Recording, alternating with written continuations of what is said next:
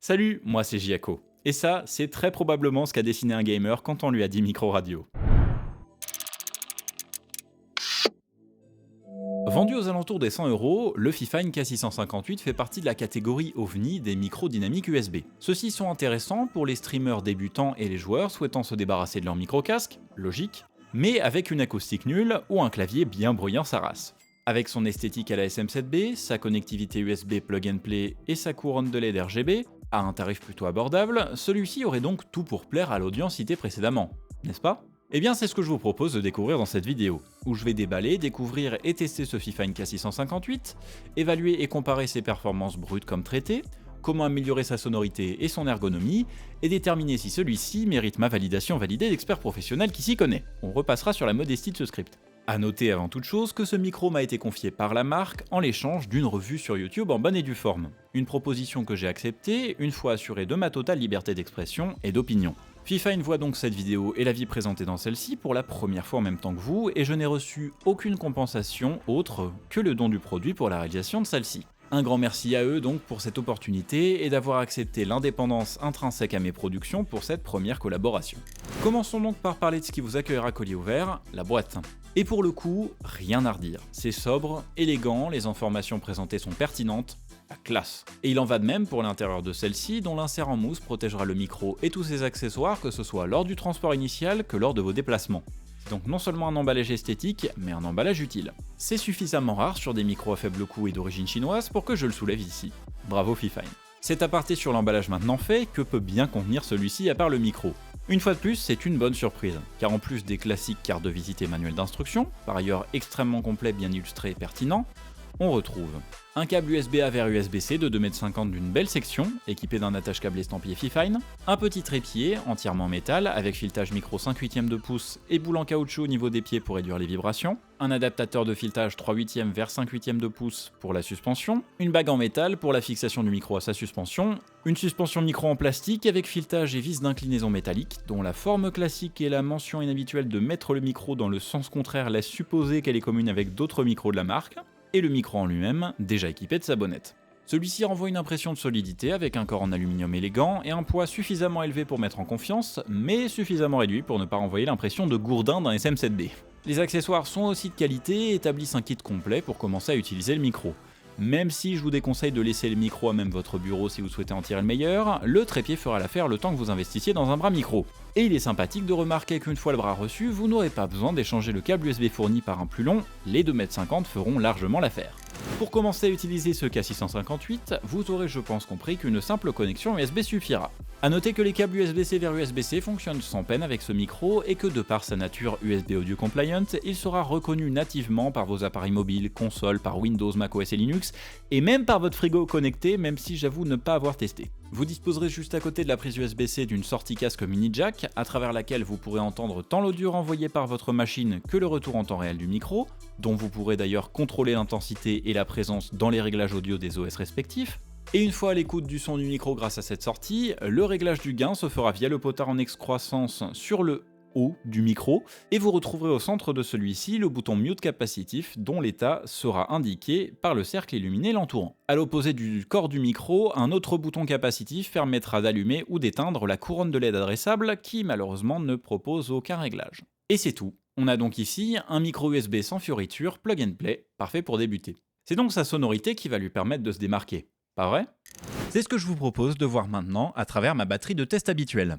Vous allez donc entendre le son brut du K658, puis la même prise après traitement via la Fat Channel de Presonus Studio One, suivi par une comparaison avec le SM7B dont il essaye décidément et désespérément de se rapprocher esthétiquement parlant. À vos casques, prêts, écoutez. La meilleure façon de tester un micro est de prononcer une suite de phrases comprenant sifflantes telles que les C, T et S, ainsi que des plosifs qui provoquent une puissante émission de souffle. Par la suite, un test de frappe au clavier permet de tester la résistance au bruit hors axe de celui-ci.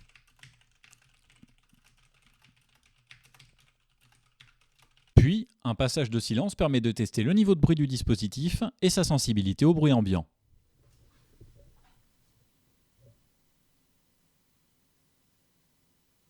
Enfin, un passage de lecture à voix haute permet de tester sa résistance au fort niveau. Voilà donc ce que donne le Fifine K658 avec sa bonnette de base. Cependant, pour parler du son traité du micro, je vais changer la bonnette parce que celle-ci est juste honteuse.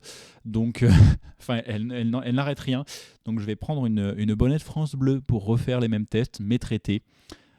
Que vous ayez une idée d'à quel point la bonnette change tout. Donc là, c'est avec la bonnette de base. Et là, c'est avec l'autre bonnette. Vous voyez que le timbre général du micro a changé et les plosifs deviennent un non-problème.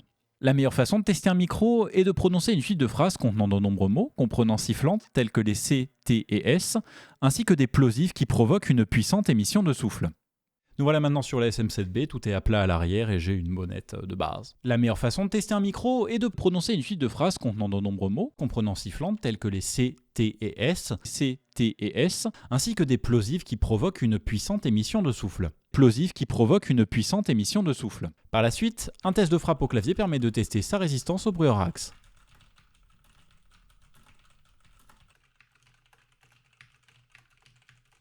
Ensuite, un passage de silence permet de tester le niveau de bruit du dispositif et sa sensibilité au bruit ambiant.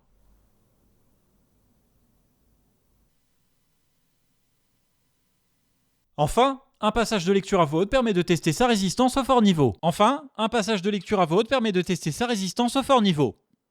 Après tous ces tests et démos, que penser du K658 ? Commençons par parler de son esthétique et sa fabrication. Celui-ci a une apparence sobre mais percutante, que j'apprécie beaucoup RGB éteint. L'excroissance du potard de gain et la couronne de statue autour du bouton mute donnent un vrai caractère au micro que j'apprécie énormément.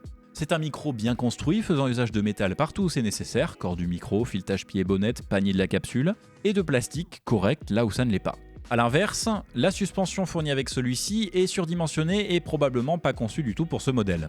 Bien que celle-ci offre une construction correcte et un filetage métallique, ce ne serait pas du tout mon choix de prédilection pour une fixation à long terme. Déjà que certains disent que le SM7B mange le visage face caméra, le K658 vous fait carrément disparaître du champ si jamais vous le gardez sur sa suspension. Côté ergonomie et fonctionnalité, le contrôle physique du gain est bon à avoir, mais on aurait aimé avoir la même chose pour gérer l'ampli-casque. Ampli-casque qui d'ailleurs génère beaucoup de souffle, probablement car il est poussé à fond à en déduire par le manque de contrôle de volume. Ce n'est clairement pas le point fort de ce micro, étant puissant mais bruyant. Le choix d'un bouton mute capacitif est pertinent pour éviter un clic audible à la coupure, et je trouve le choix du retour visuel et esthétique comme évoqué précédemment. A contrario, la couronne RGB est vraiment gadget, de par le manque de contrôle possible sur celle-ci. Je comprends la difficulté de faire un logiciel de contrôle, et l'utilité quand on n'a pas une gamme de produits comme Logitech ou Razer, mais simplement passer d'un cycle de couleurs à un affichage de couleurs primaires fixes aurait rendu cette couronne utile et esthétique à mes yeux. Dans l'état, comme dirait Cadoc, c'est caca. Je suis très fier de moi, oui. Comme de nombreux micros USB, la gestion du niveau d'entrée dans les réglages audio de Windows est un peu atypique et complètement détachée du retour casque et du niveau physique. Faites donc attention aux jeux sources comme Counter-Strike qui vont mettre le niveau à 100% et éclater les oreilles de vos camarades alors que de votre côté, tout aura l'air bon. Cependant, la commutation du retour micro et la gestion de son niveau est un grand plus, particulièrement pour ceux qui souhaitent s'en débarrasser parce que j'aime pas m'entendre. Enfin, le plus important, parlons des performances sonores de ce micro, où je suis tout aussi mitigé que du côté de ses fonctionnalités. Avec la bonnette de base, le son de ce micro est très marqué, avec un bas médium bien gonflé qui ramène avec lui une grande sensibilité plosive et un haut médium remonté pile au niveau des sifflantes. Son isolation des bruits hors axe est correcte et dans les clous de ce qu'on attend d'un micro dynamique, et il résiste plutôt admirablement au fort niveau. C'est donc le caractère de ce micro qui ressort comme peu uniforme et sera donc inadapté à pas mal de tessitures vocales, de tons de voix. En tout cas, sans traitement et dans sa configuration de base. Avec une bonnette bien épaisse pour gommer ses plosives et atténuer les sifflantes, le son du K658 devient soudainement plus uniforme, avec un bas médium bien moins gonflé, presque trop en retrait, et des sifflantes naturelles. Ce qui donne une bonne base pour passer modeler celui-ci au gré des envies avec du traitement. Bien qu'un changement de bonnette rattrape un tantinet la situation, je doute que tout le monde ait une bonnette France Bleu à portée de main pour sonner le son de leur K658. Et il est difficile de recommander la bonnette Shure A7WS qui coûte 39€ à elle seule, pour un micro de cette gamme. Il n'a clairement pas le mélange de naturel et de rondeur du SM7B dont il essaye tant de ressembler. Personnellement, celui-ci s'accorde avec ma tessiture une fois la bonnette remplacée et je n'ai pas eu de reproche de mon audience lors de son utilisation sans traitement lors de mes diffusions sur Twitch.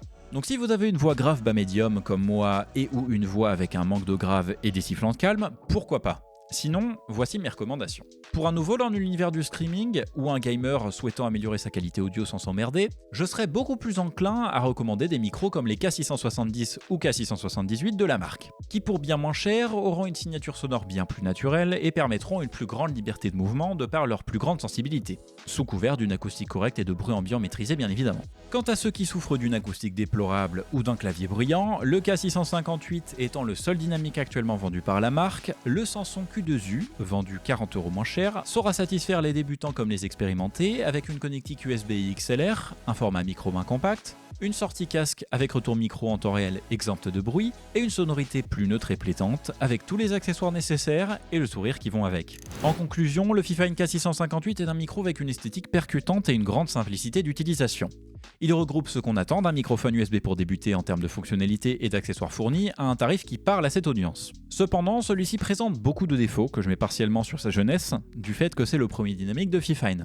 Bien qu'il présente beaucoup de points positifs, une expérience de déballage vraiment étudiée, une belle qualité de fabrication, une ergonomie étudiée, une apparence hors norme, des accessoires fournis, son rôle primaire de preneur de son est compromis par sa signature sonore inégale et sa sortie casque bruyante, qui rend déplaisante son utilisation au quotidien.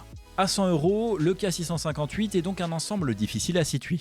C'est donc à vous que la décision finale de si ce K658 vous intéresse ou non en termes de son, d'apparence et de capacité. C'était une prise de risque pour Fifine de se lancer dans la création d'un micro reposant sur une technologie de membrane complètement différente de celle qu'ils utilisent à l'accoutumée, et le résultat n'était donc pas forcément garanti. Il arrive à tout le monde d'échouer. Tout ce que j'espère, c'est que Fifine garderont les bons points du K658 dans sa prochaine itération en mettant le maximum de l'énergie restante dans ce qui compte le plus pour un micro, la qualité audio, et Dieu sait que Fifine ont su prouver leurs compétences en la matière avec leurs autres micros. Voilà, c'est tout pour cette vidéo de présentation et de démonstration du Fifine K658. Si jamais ce produit ou les équivalents présentés précédemment vous intéressent, vous retrouverez toutes les informations et les liens d'achat nécessaires en description de cette vidéo, ainsi qu'une fixation plus discrète pour le K658. Un grand merci à Fifine d'avoir pris contact avec moi me proposant de faire la présentation de l'un de leurs produits et d'avoir accepté mes termes et conditions en termes de confidentialité avant publication. Un grand merci à vous d'avoir regardé cette vidéo qui, si elle vous a plu, je vous invite à aimer et à partager, à vous abonner à ma chaîne YouTube pour plus de contenu sur les domaines audio comme visuel, c'est dans le nom. Si vous avez des remarques ou des questions tant liées au produit qu'à la production de cette vidéo, n'hésitez pas à m'en faire part en commentaire, ça sera un plaisir de vous lire et d'interagir. Si vous avez besoin d'aide ou que vous souhaitez simplement discuter, jouer ou partager de bons moments, à rejoindre mon serveur Discord. Si vous souhaitez plus de contenu en direct, à me suivre sur Twitch, je suis en diffusion les mercredis et vendredis soirs de 21h30 à 23h30. Pour être au courant de ces futures diffusions et de mes futures publications, de l'envers du décor, des actualités, de mes réactions par rapport à des sorties récentes, etc., à me suivre sur Twitter, Facebook ou Instagram. Et pour les plus fous d'entre vous, à vous rendre sur mon Utip de façon à faire un don direct ou récurrent pour soutenir ma création foncièrement parlant. En remerciant une fois de plus Fifine et vous d'avoir regardé cette vidéo jusqu'à la fin, moi je vous dis à bientôt pour un prochain stream ou de prochaine vidéo. Salut, c'était Giaco.